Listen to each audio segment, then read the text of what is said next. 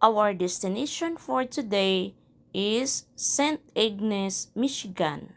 Another getaway na surpresa ni Habi sa akin. Along the way, nakikita ko na nagsisimula na ang fall foliage.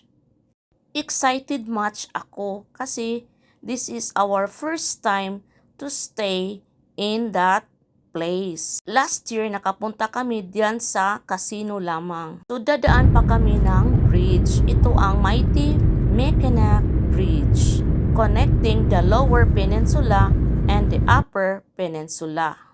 We have to pay $4 if we are going to cross the bridge. St. Ignace is a city in the U.S. state of Michigan. It lies in the north of the Mighty Mackinac Bridge and the entrance to north of Michigan's Upper Peninsula. St. Ignace is the home port to the Upper Peninsula, where the great water of Lake Huron and Lake Michigan meet.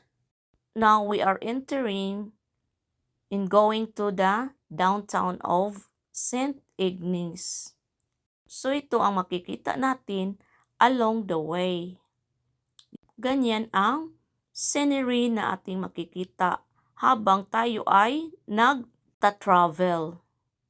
So ito ang kanilang airport sa St. Ignace at sa unahan naman ay yung area ng truck show.